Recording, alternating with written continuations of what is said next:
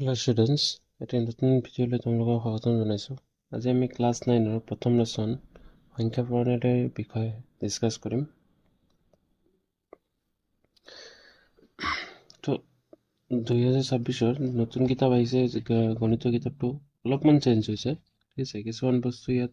পৰা নতুনভাৱে এড কৰা হৈছে আৰু কিছুমান বস্তু উঠাই দিয়া হৈছে। তো প্ৰথম লেচনটো আছে সংখ্যা প্ৰণালী। প্ৰথমে সংখ্যাৰ বিষয়ে তোমালোকক জানি ল'ব লাগিব যে সংখ্যা কি আছে। আমি প্ৰথমতে তোমালোকে অলৰেডি পঢ়ি আহিছে যে এন নেচাৰেল নম্বৰ, মানে যিটো স্বাভাৱিক সংখ্যা কয়। স্বাভাৱিক সংখ্যা কোনবিলাক আছে, যিবিলাক 1 2 3 4 ডট ডট ডট যিমানবিলাক সংখ্যা আছে এইবিলাকক স্বাভাৱিক সংখ্যা বুলি কয়, আৰু স্বাভাৱিক সংখ্যাবোৰ 1ৰ পৰা ষ্টাৰ্ট হয়। তাৰপিছত আহে পূৰ্ণ সংখ্যা। পূৰ্ণ সংখ্যাবোৰ হ'ল 0ৰ পৰা ষ্টাৰ্ট হোৱা যিমান গোটেই সংখ্যা আছে গোটেইবিলাককে পূৰ্ণ সংখ্যা বুলি কোৱা হয়। এইটোক W বুজোৱা হয়। ঠিক আছে, ইংৰাজীত হোল নম্বৰ। তাৰপিছত ইণ্টিজাৰ্ছ মানে অখণ্ড সংখ্যা,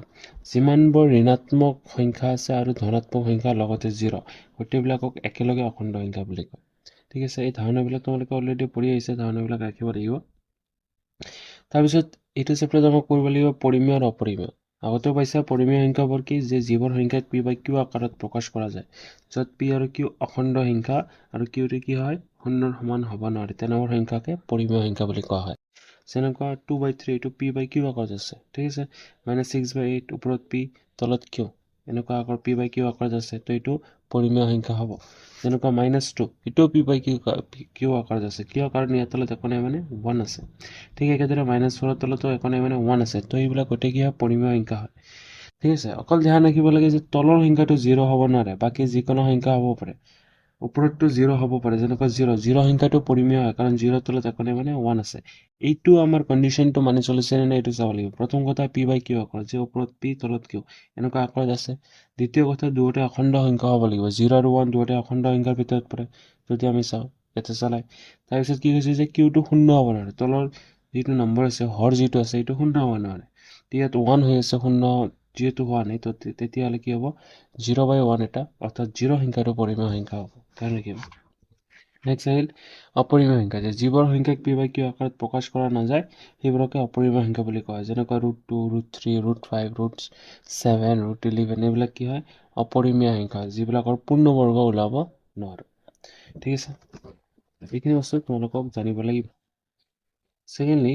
এতিয়া যদি আমি ইয়াত অনুশীলনী 1.1ত আহোঁ, ইয়াত প্ৰথম কুৱেশ্যনটো দিছে যে শূন্যটো পৰিমেয় সংখ্যা হয়নে, ইয়াক P বাই Q আৰ্হিত প্ৰকাশ কৰিব পাৰিনে। ইয়াত আমাক কি লিখিব লাগিব, শূন্যটো পৰিমেয় সংখ্যা হয়। ঠিক আছে, প্ৰথম 1.1 যদি চাওঁ, শূন্যটো পৰিমেয় সংখ্যা হয়নে বুলি আমাক সুধিছে, তো আমাক জানিব লাগিব যে শূন্যটো পৰিমেয় সংখ্যা বুলি হয়। তো আমি কেনেকৈ লিখিম, যে এক্সাৰচাইজ 1.1 এতিয়া লিখিব লাগিব যে শূন্যটো পৰিমেয় সংখ্যা হয়। নম্বৰ যে শূন্যটো পৰিমেয় সংখ্যা হয়।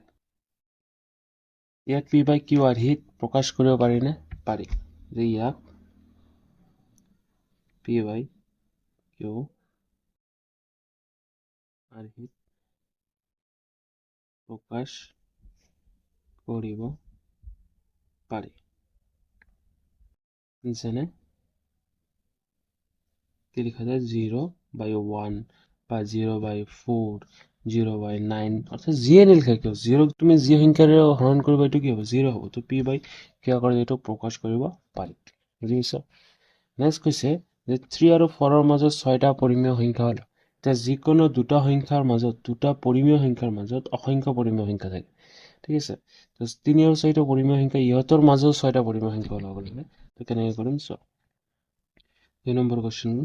যে 3 আৰু 4ৰ মাজত, এতিয়া 3ৰ তলত একো নাই মানে কি লিখা যায়, 1 লিখা যায়।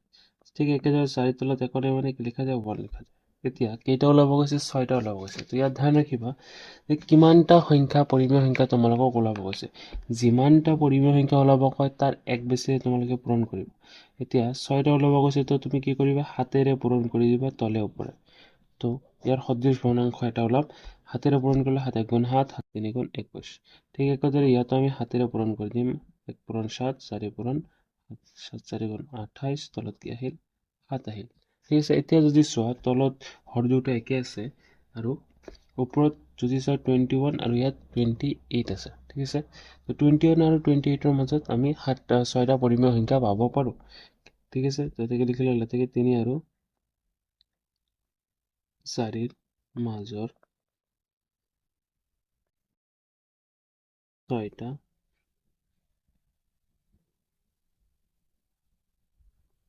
পৰিমেয়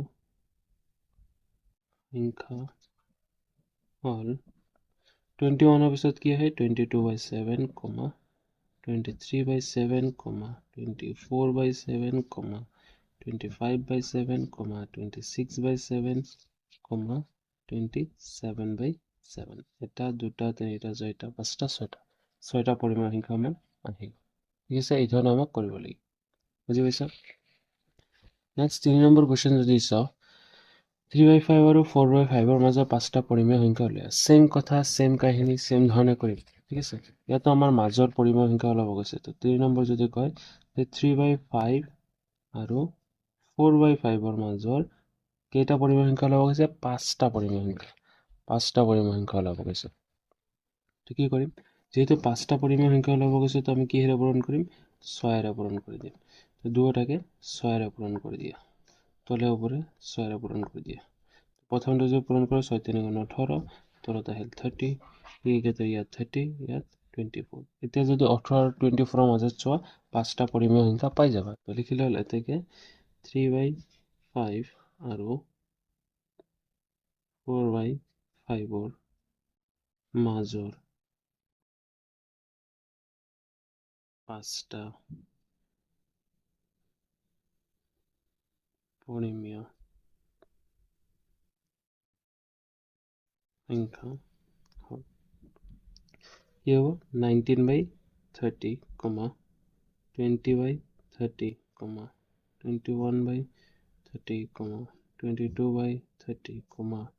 23/30 এইবিলাক হ'ল 5টা পৰিমেয় সংখ্যা আমি ওলাই ল'লো ঠিক আছে এই ধৰণে যিকোনো দুটা পৰিমেয় সংখ্যাৰ মাজত যদি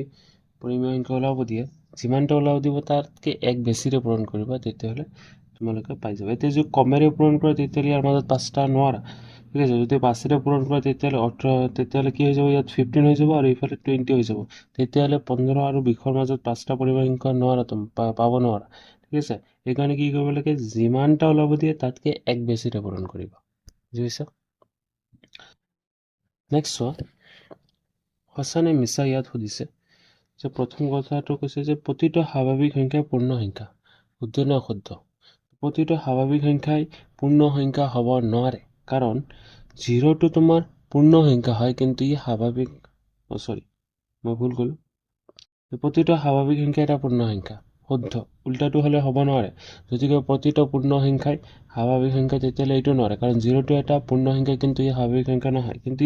ইয়াত কি সুধিছে যে প্ৰতিটো স্বাভাৱিক সংখ্যাই এটা পূৰ্ণ সংখ্যা তো এইটো কি হ'ব সত্য হ'ব ঠিক আছে কাৰণ পূৰ্ণ সংখ্যাৰ গড়টোত গোটেইবোৰ স্বাভাৱিক সংখ্যা পোৱা যায় তো এই ধৰণে লিখিব লাগিব যে সত্য বুলি লিখিম প্ৰথমে সঁচা বা মিছা দিছে তো সঁচা বা সত্য লিখিলে হ'ল যিকোনো এটা লিখিলে হ'ল একে কথা তো সঁচা বুলি লিখিম তাৰপিছত ইয়াত যুক্তি দিব কৈছে যুক্তিটো আমি লিখিম যে পূৰ্ণ সংখ্যাৰ থোপবোৰত গোটেইবোৰ স্বাভাৱিক সংখ্যা থাকে ঠিক আছে লিখি ল'বা নেক্সট কুৱেশ্যনটো কৈছে যে প্ৰতিটো অখণ্ড সংখ্যা এটা পূৰ্ণ সংখ্যা তো প্ৰতিটো অখণ্ড সংখ্যা কি পূৰ্ণ সংখ্যা হয় নহয় কাৰণ -1 অখণ্ড সংখ্যাৰ থোপটোত কি থাকে 0 থাকে ধনাত্মক সংখ্যাবোৰ যেনেকৈ 1 2 3 4 আৰু ঋণাত্মক সংখ্যাবোৰ -1 -2 -3 আদি সংখ্যাবোৰ থাকে ঠিক আছে এই গোটেইবিলাক মিলি কি হয় অখণ্ড সংখ্যা হয় তো কৈছে যে গোটেইবোৰ যি অখণ্ড সংখ্যা দেখা পোৱা গোটেইবোৰে পূৰ্ণ সংখ্যা বুলি ক'ব পাৰোঁ তো এইটো অসত্য হ'ব কাৰণ -1 -2 বা -3 এইবোৰ কি হয় অখণ্ড সংখ্যা হয় কিন্তু ই পূৰ্ণ সংখ্যা হ'ব নোৱাৰে তো কেনেকৈ লিখিম এইটো প্ৰথমে লিখিবা মিছা তাৰপিছত কাৰণটো লিখিবলৈ যে প্ৰতিটো অখণ্ড সংখ্যা পূৰ্ণ সংখ্যা নহয় কাৰণ -1 -2 আদি কি হয় অখণ্ড সংখ্যা হয় কিন্তু ইহঁত পূৰ্ণ সংখ্যা নহয়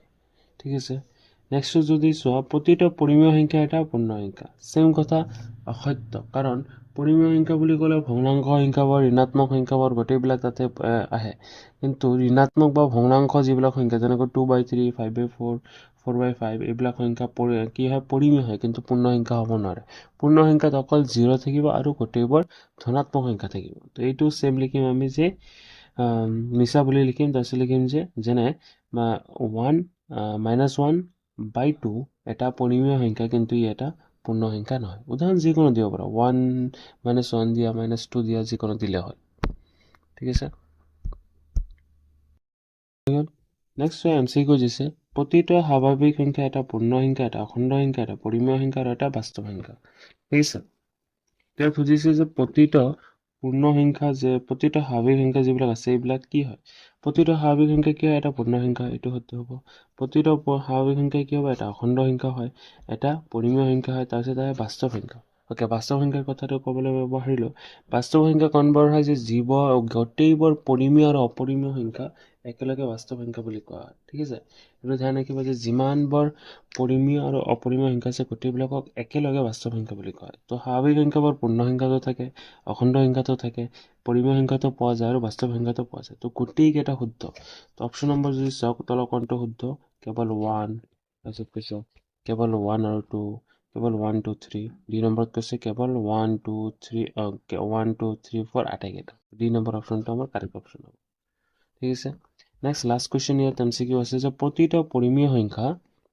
এটা স্বাভাৱিক সংখ্যা পূৰ্ণ সংখ্যা অখণ্ড সংখ্যা বাস্তৱ সংখ্যা এতিয়া মই ক'লো যে গোটেইবোৰ পৰিমেয় সংখ্যা ক'ত থাকে বাস্তৱ সংখ্যাত থাকে তো ইয়াৰ কাৰেক্ট অপশ্যন হ'ব ডি ঠিক আছে গোটেইবোৰ পৰিমেয় সংখ্যা স্বাভাৱিক সংখ্যা হ'ব নোৱাৰে যেনেকুৱা -1 পৰিমেয় সংখ্যা কিন্তু স্বাভাৱিক সংখ্যা নহয় ঠিক একেদৰে -1 পূৰ্ণ স্বাভাৱিক সংখ্যা পৰিমেয় সংখ্যা হয় কিন্তু পূৰ্ণ সংখ্যা হ'ব নোৱাৰে ঠিক আছে ঠিক একেদৰে 2/3 এটা ভগ্নাংশ এইটো পৰিমেয় সংখ্যা হয় কিন্তু ই অখণ্ড সংখ্যা হ'ব নোৱাৰে তো কোনটো হ'ব ডি নম্বৰ অপশ্যনটো আমাৰ কাৰেক্ট হ'ব ঠিক আছে তো 1.1 এইখিনি আছিল কুৱেশ্যন ইয়াৰ বেছি আৰু নাই একেবাৰে ইজি কুৱেশ্যন ঠিক আছে কিছুমান বস্তু নতুন এড কৰিছে যেনেকৈ 5 আৰু 6 নম্বৰৰ কুৱেশ্যনবিলাক আগৰ কিতাপৰ দৰে ছেমে আছে আৰু তেনেকুৱা বহুত কেইটামান এমচিকিউ ইয়াত নতুনকৈ এড কৰিছে নতুন কিতাপটোত ঠিক আছে আৰু ইয়াত 1.4 আগৰ যিটো সংখ্যাৰ লগত প্ৰদৰ্শন কৰা আছিল এটা ভগ্নাংশ সংখ্যা এইটো নট ভগ্নাংশ এটা দশমিক সংখ্যা যিটো আছিল এইটো উঠাই দিছে ঠিক আছে তো আমি নেক্সট ভিডিঅ'ত আৰু 1.2 1.3 গণিতবিলাক কৰি যাম এইটো ভিডিঅ'ত এইখিনিয়ে ঠিক আছে ভিডিঅ'টো ভাল লাগিলে চেনেলটো ছাবস্ক্ৰাইব কৰিব আৰু ভিডিঅ'টোত লাইক কমেণ্ট কৰিব আৰু যিকোনো ধৰণৰ ডাউট থাকিলে কমেণ্টত তোমালোকে মেনশ্যন কৰিব পাৰা মই নিশ্চয় তাৰ আনচাৰটো দি দিম